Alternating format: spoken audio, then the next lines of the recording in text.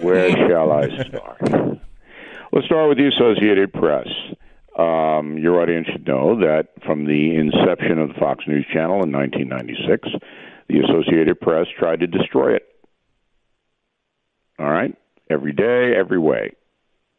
David Bowder, Fraser Moore, their TV people just absolutely relentlessly tried to harm the network. Why?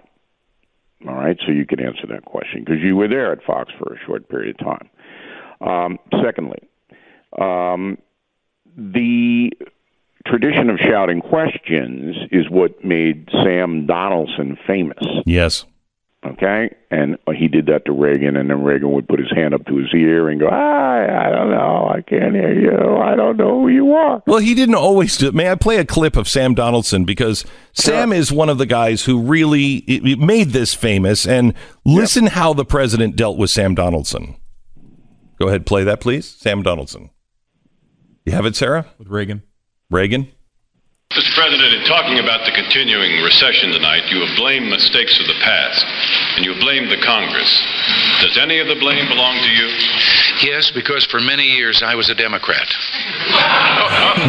I mean, so that's the way the president should deal with it. Yeah, and Dan Rather was the same way, and Bill O'Reilly was the same way. Mm-hmm. I never covered the White House, but I was super aggressive as a reporter. I don't remember ever yelling anything at anybody. I would pick my spots, but, you know, I certainly can't say I was timid. I don't think she was yelling. Who, Caitlin? Yes. I don't think you know she was what? yelling. It really doesn't matter because and I can tell you this because I know this for a fact, because we investigated on BillO'Reilly.com last night.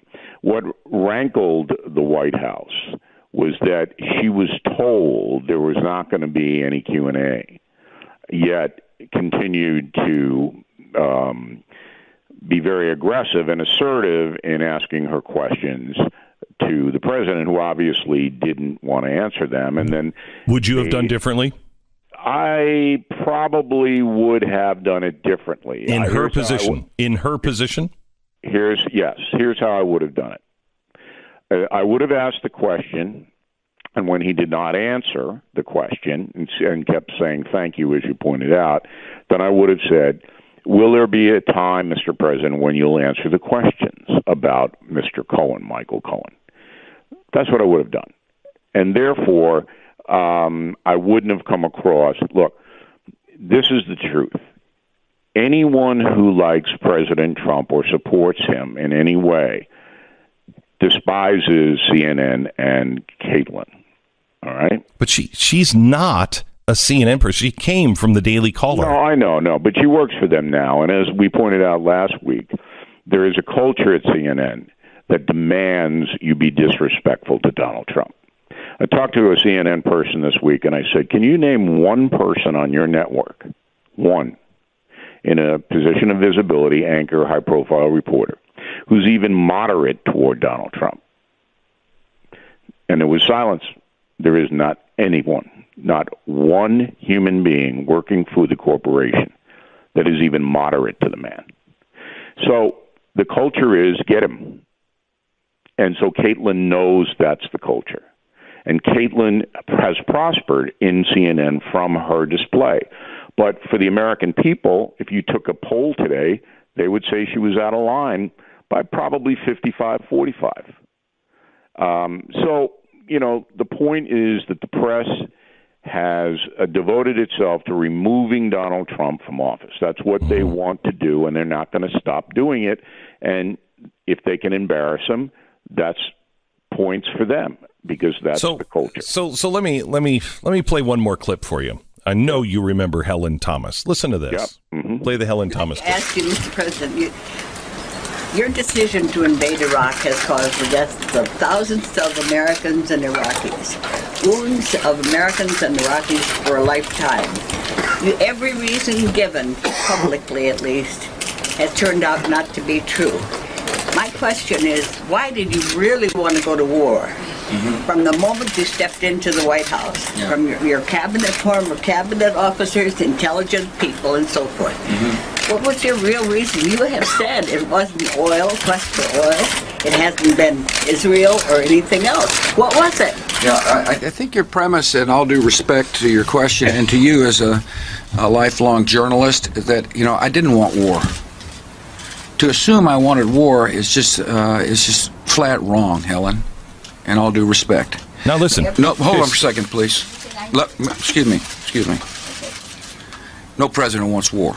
Okay, here's somebody. You remember Helen Thomas? She was as slanted as they come. Her whole thing was to take George W. Bush apart. And who did she work for? She worked for CNN? No, Associated Press. Aha! She worked for the Associated Press. Aha! Okay, so but the point is, she still worked. She was still a member. She was not, she was tolerated by the president, and the president even spoke to her with respect. Now, yeah, I personally think he was a different man. Bush was different from Trump. But there is something to be said for the office. You don't, Oh, absolutely. That's why, when the CNN reporter yesterday was told that he's not going to answer any questions, she should have backed off. I don't mind the question being asked, but as I said, if you're not going to answer, just say, so when will you answer? Do you have a problem with, because, we were there with James Rosen. We saw what Obama did. Obama was much worse to the press than this guy is. And they didn't really say anything about it. Only a couple of times did they kind of get upset about the way President Obama was treating the press. Well, they loved Obama, though. We're almost stating the obvious to your audience and the American people. The American media, generally speaking, is corrupt and has been for decades. Helen Thomas despised President Bush the younger. Right. Sam Donaldson despised Ronald Reagan. I was in a Washington bureau when I was working for ABC when Sam Donaldson came storming in one day after a presidential press conference. And he was screaming, "Mommy told him to say that. Mommy told him not to answer my question. So maybe we should interview Mommy." And he was talking about Nancy Reagan. This is in front of the whole Washington bureau at ABC. Donaldson loathed Ronald Reagan. And Roone Arledge, the president of ABC, loved it because he was of the show business look. Donaldson is like Howard Cosell. People are going to come to us to watch, and that was the whole thing. So if anybody in this country believes that the media is fair and seeking the truth, you must be breathing. And I don't think that's not my point. I don't believe they're seeking the truth either. They have shout about their rights, but they don't. It's a culture, right? And you're rewarded for being corrupt. You're rewarded for trying to embarrass Donald Trump or George W. Bush or Ronald Reagan. You're rewarded for that. My point is, as the president of the United States, and a guy who they like to point out was a reality show guy, find the better way. Don't start kicking people out. Go study Ronald Reagan. I understand that. But that's never going to happen. Because Trump says, "Look, all of this energizes my base." I know. All right, so I know, but I will tell you this. Never going to do that. I tell you this: what Ronald Reagan just did to Sam Donaldson, the clip I just played, eviscerated him. Sure, right. It not only energizes his base, but it also makes others who are in the middle going, "Get him! That was great. That was brilliant." But it's a different time now. It's a different time. No, just a different guy. All right, back with Bill O'Reilly here in just a second. I want to tell you about our sponsor this half hour. It's Simply Safe. Simply Safe has the best security system for your home available. It is really top notch. You're not going to believe the price of it. You've been ripped off. I've been ripped off. We all have for so long from these security companies. They come in and they wire your house, and they charge you so much money for all of the equipment. The equipment doesn't cost that much, and you don't have to wire it up. And then if you don't like the service, then you can't use it anymore. It's insanity. Simply Safe's system is designed so you will never notice it, but the bad guys do, and it notices the bad guys. It's really intuitive. The 24/7 monitoring is $14.99 a month. It will dispatch police and fire. It is rock solid. You own it. No contracts, no wires. Protect your home today with Simply Safe. Go to simplysafebeck.com. Grab your security system for a 10% discount now at Simply. So Bill O'Reilly from BillO'Reilly.com, and also the author of the new book that's coming out September 18th, the same day my book is coming out, Killing the SS. It is, Bill, I'm halfway through, and it is really good. It's the best book you've written so far.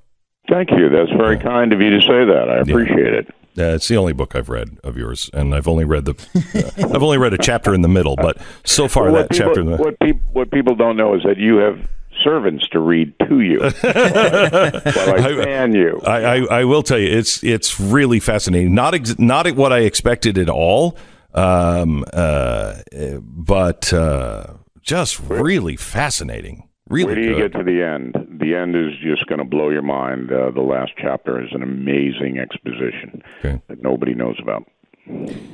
So, Bill, let me see if I could get you to say one nice thing about the press. Is there anything you can say? I have to be honest because I've taken a beating. I know. From these people, so it's personal, and I'm not asking people to believe me, but I've been in this. I think most people do know. I think most people believe you. I hope so. Yeah. I mean, we've prospered everywhere we've been for 45 years. Yeah. And that's how long I've been a journalist. And in the beginning, when I went to Boston University for my master's in broadcast journalism, I did it because of Watergate and because I wanted to be an investigative reporter and look out for people. But what has happened is that the money, the industry, has overcome all ethics, and the news organizations are corrupt. I cannot read the New York Times. Literally, I cannot read the newspaper because it is just, to me, a fiction. They don't care about the truth. They don't care about finding out what happened. But, Bill, do you think it's just the media corporations, which I think hold a lot of responsibility, but it is also now, when you came out of journalism school, you weren't indoctrinated like you are now. No, absolutely not. And the college experience has fallen apart. And I had a great guy on BillO'Reilly.com yesterday discussing that, a professor from DePaul, a philosophy professor, saying that the universities it goes hand in hand. Yeah, no, he's amazing. So what we are now is a free country with a press that's corrupt. Okay, back in just a second with Bill O'Reilly. Going to talk a little bit about the effort to impeach the president and those in charge of the investigation of the president. We'll do that next. Hey, it's welcome to the program. Yesterday, I was talking to from Harvard, Professor Alan Dershowitz.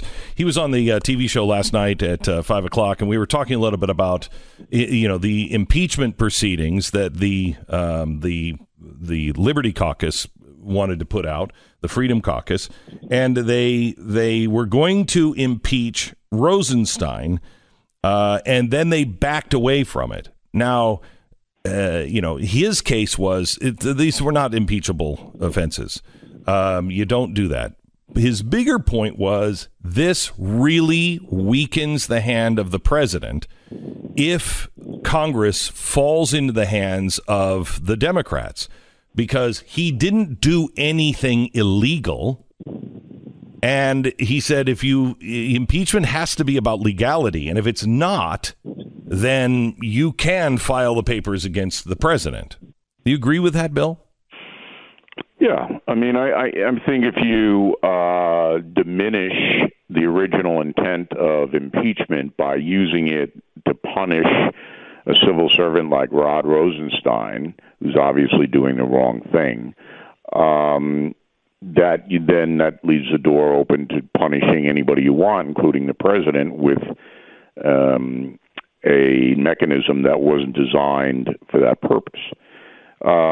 But I like to cut through all the BS, and people don't even know who Rod Rosenstein is or why they're mad at him.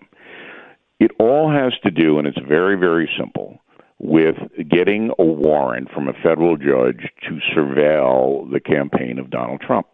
That's what this is all about. Mm-hmm. And we know enough now to state factually that information brought to the judge, whoever that may be, the judge is still anonymous, by the FBI was fallacious, was false. So they got a warrant under false pretenses. That's a crime. And the Congress people want to know exactly who put the false stuff in the application, who did it. Well, wait, what's the false stuff? I can see that the false stuff is that the FBI was using rumor as fact. Rumor about Donald Trump and his associates working with Russian people. They were rumors, not facts, but they were presented to the federal judge as facts. And the federal judge did not know that these rumors came from the Hillary Clinton campaign, were purchased by Correct. her and her people. Yeah, I would think that I think it would be very easy to argue. I'm with you, Bill, on this, but I just played the other side. I think it would be very easy to argue that we didn't make up any facts. They didn't lie. That we didn't tell them everything, but we didn't think we needed to. Let's see it then. Yeah, Let's I know. See your application. Right. That's what this is all about. That Rod Rosenstein and Jeff Sessions and Donald Trump will not put out what the application says and who signed off on it. So, and this is the real problem. And I actually agree with Meadows and the rest of his group when you have somebody in justice who is running an investigation that Congress has oversight on, and you subpoena. I mean, if you subpoena me, if Congress subpoenas me and I don't show up, I go to jail. If a court subpoenas me for a speeding thing, I go to jail if I don't show up. This guy is not showing up. He's not producing records. Why isn't he in contempt of Congress, at least? Why aren't they just throwing him in jail on this? Well, they never do that, number one. They very rarely back up their rhetoric with action. They could cite him for contempt, but Holder was the former Attorney General, cited for contempt as well. I know. On the Fast and Furious gun thing. Right, but if you don't ever back it up, contempt means nothing. Well, that's what Congress is they don't back it up. But if I'm President Trump, I order Rosenstein to put out the documents, give them to the congressional committee that subpoenaed them now. Why aren't they? If he says no, I fire him. Why aren't they? It's speculation, Beck. You want me to speculate? Yeah, I do. All right, because I don't like to do that. I know. O'Reilly.com, where it's a no speculation zone. Yeah. The only thing that I can think of, and I don't have any information to back this up, is that in the application to the federal judge to get the wiretap on the Trump campaign, the FBI cited a lot of seamy stuff, a lot of salacious stuff that they heard, and that Trump doesn't want that put out to anybody. And that's the only different than what we've already heard. I don't know that. But there's no other reason on earth why the President of the United States wouldn't say, I want the people, particularly Glenn Beck and Bill O'Reilly, to see how corrupt this wiretap warrant was. Because I've seen that's this whole thing, that this is a bogus investigation. It's a witch hunt. It was based upon Hillary Clinton's purchasing things that aren't true. So if that's your thesis, and certainly that's the president's thesis, put out the document that can prove it. Right. I have it sitting right here. I have the 400-page application for this wiretap right here. And there is a ton that has been blacked out. Yeah. A ton, page after page after page after page. But what I have seen backs up the president's story and backs up the Republicans' memo. But they haven't seen what's underneath the black bars, and we can't see what's underneath the black bars. And so how are we ever going to get to the truth? I don't know. And I, if the president doesn't want this out because it is embarrassing, even though it isn't true. I mean, allegations are embarrassing, even if they're not true. So he could order, he's within his right, to keep that redacted, to keep that stuff redacted. But, we the people, the American people, have a right to know whether the FBI used false information to get a wiretap on a presidential candidate. I mean, that's pretty big, I would think. I would think so, too. Okay, so let's switch topics here. Bill, can we ask about the Cohen situation? The Trump team now says, something that I think is completely correct, that Michael Cohen is a pathological liar and should never be trusted. I'm completely on board with that. However, through all the years they said he was a pathological liar, they themselves were telling us that he was honest and honorable. So is this just one of these situations that we shouldn't take anything at face value from what they're saying? Everyone's trying to protect themselves at this point, and it's just it's all chaos, and all I can tell you is this: when President Trump was running for president, I got a call from him about an issue that he was interested in that I had said on the O'Reilly Factor, and we discussed the issue. And I said, "Hey, why don't you come on tonight?" He was a candidate at that time. And we'll talk about it just like we're talking on the phone now. He goes, "Well, I can't do it. I'm too busy. Why don't you take Michael Cohen, my attorney?" And I laughed. I said, "I would never put him on the air in a million years." This is how perspicacious I am, Stu. Perspicacious, word of the day. Yeah, good one. In a million years, I said to him, I would never put him on the air. He goes, "Why? Why?" Well, he got upset. I said, "Because he's your lawyer. I don't trust the word he says. I mean, why would I put him on the air and subject my audience to him?" Now, I don't know Michael Cohen. I don't know anything about him. But, he's what they call in New York City an operator. And that's not a phone operator. Yeah, it's like a mob attorney. He's a guy that's your word, not me when the lawsuit comes, right? He's a guy that's just around, and everything he does is either to get money or to get fame. And we all know who these people are. I never use them. And so all I can tell you is that this guy feels that his life is falling apart because of Donald Trump, and now he's going to get Donald Trump. He's going to say anything. He's going to do anything. And that's where it is. Do you find it interesting, Bill, that the media, who has had the same opinion as you and I and Glenn over the years about Michael Cohen, suddenly finds him incredibly credible? Now, he's deep throat. Yeah. He is the savior of the Republic. Right. This man goes down beside Samuel Adams. But wait a minute. Let's reverse this. The people who all said, "Oh, he's a saint. He's the greatest. He is absolutely the best the president can find," now are like, "That dirtbag. Look how stupid he is. He's recording phone calls." But I really never heard anybody say that about Michael Cohen, even when he was in with the Trump people. I mean, I never heard that. So it's all crazy, but you're at the media now. He is John the Baptist. Does anything come of that, Bill? Anything come of that? I don't think so. I think it's all been discredited so much. the Mueller investigation, including that you'd have to have, a tape of Putin and Trump on a Caribbean island going, we're going to get that Hillary and you're going to help us, right? That's right, Mr. President. You'd have to have that tape to convince the American people. Bill O'Reilly from BillO'Reilly.com. Thank you so much. All right, guys.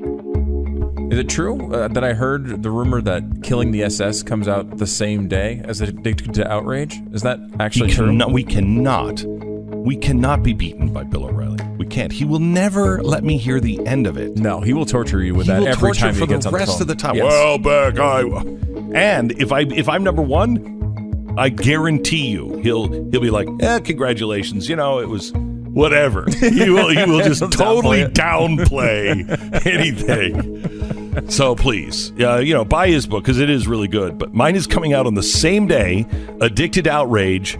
Order it now. In fact, order 100 copies of it right now. You can do it at Amazon.com. It's the longest book I think we've ever. It's 468 pages.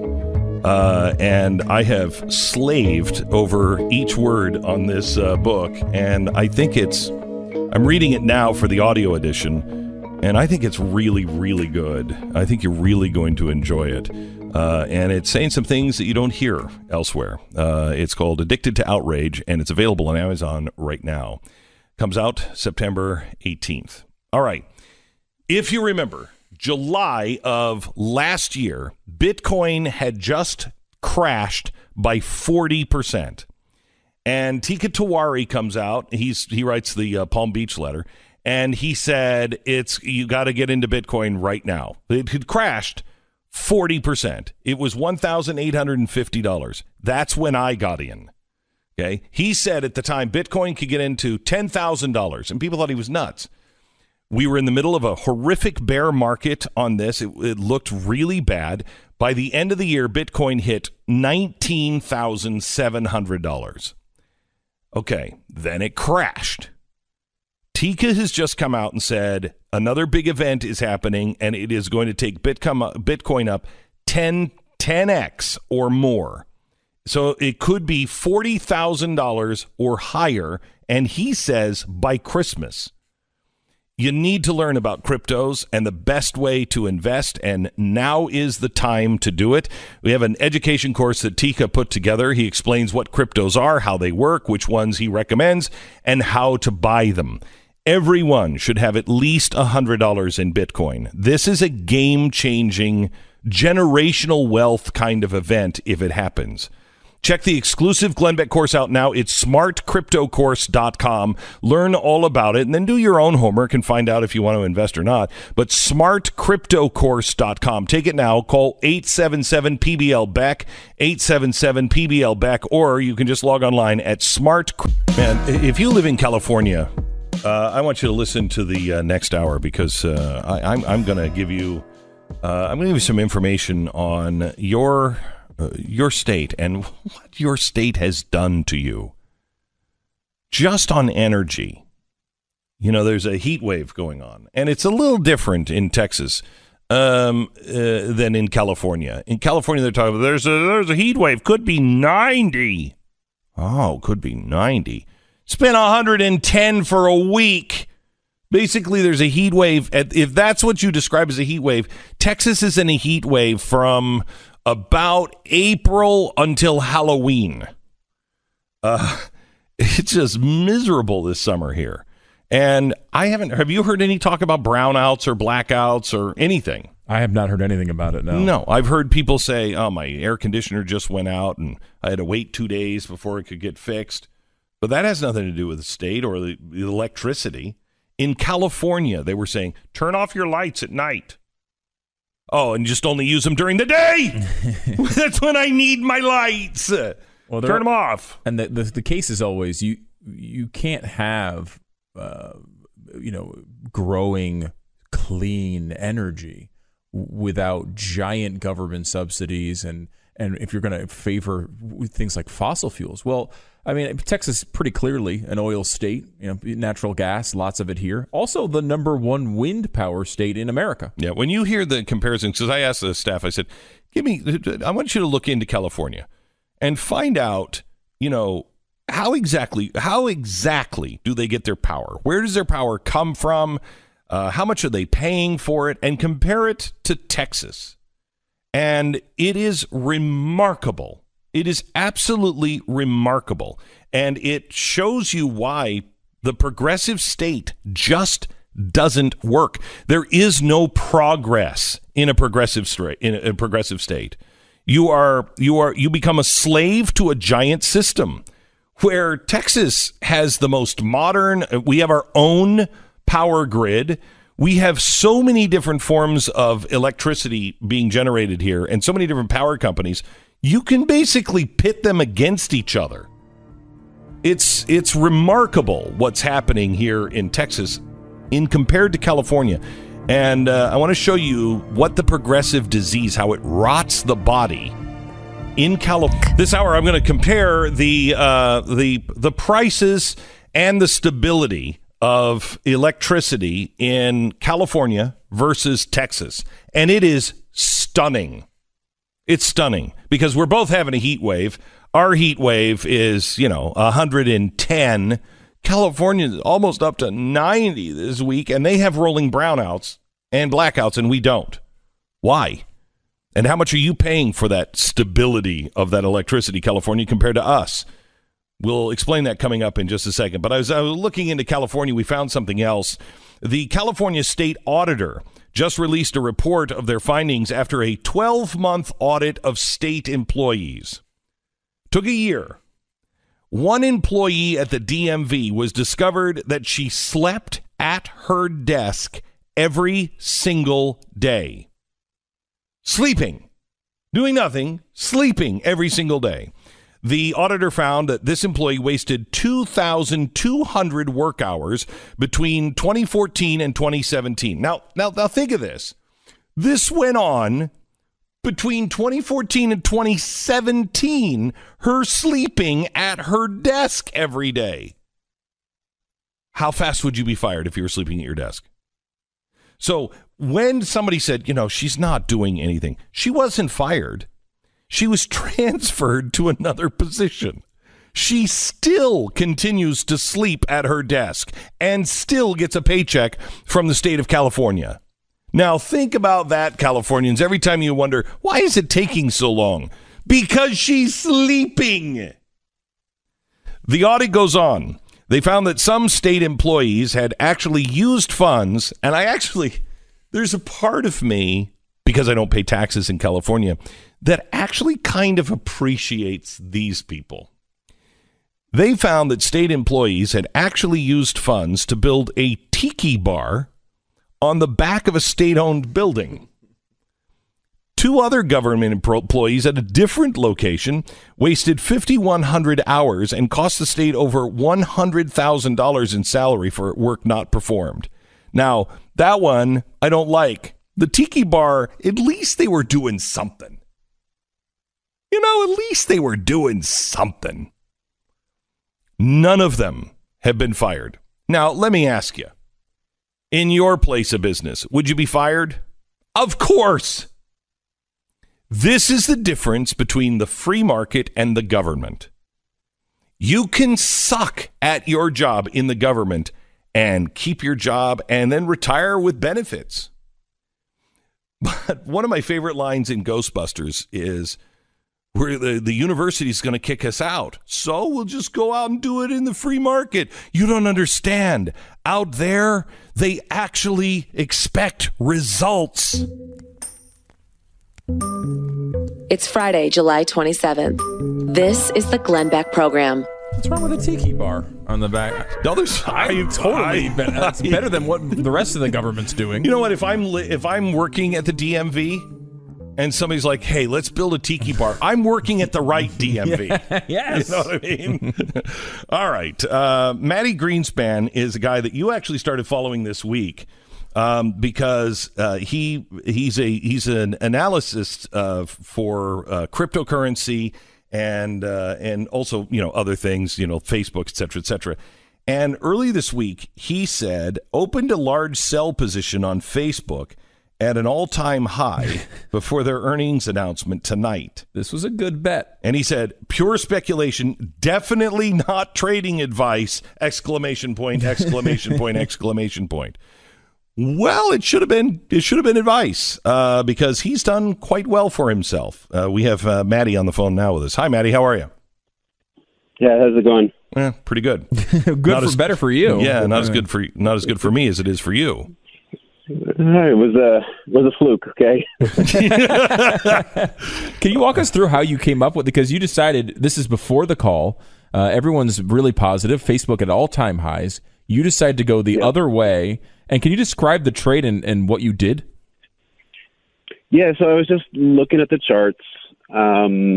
All-time high was 214 at the time, dollars per share. I was just thinking, this is a lot of hype around this earnings announcement. And even if they come out with fantastic numbers and beat all of the analyst estimates, the next day there's going to be a hangover from that, right? Because stock traders like to think long-term. I personally, I deleted the Facebook app from my phone. I still have an account, but I deleted the app from my phone. I know a lot of my friends who've done the same. Mm-hmm. A lot of people don't use it as much anymore. I mean, they have a great service and all. It's just, I don't know, people are just not using it. So I have a strong feeling that my children might not have a Facebook account.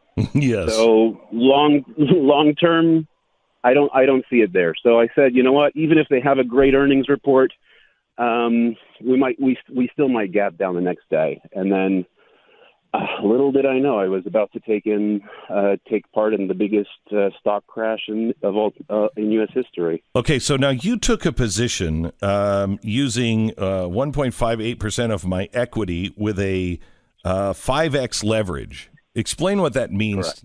Explain what that means. So of the total equity in my account, I used about 1.6% of all of it. So I'm a very diverse trader. I have a lot of different investments in my portfolio. If you look on my portfolio, or there's a link in my Twitter bio, you can actually see everything that's in my portfolio that I'm holding at the moment.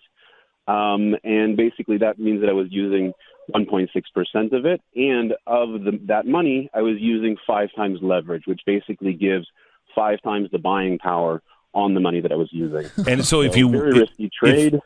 If you would have been wrong, it meant you would have had to pay those extra $4, right? For every dollar you bet, you would have had to cough up if you were wrong. So the way that the platform works on eToro is, let's say you allocate $1,000 to a trade.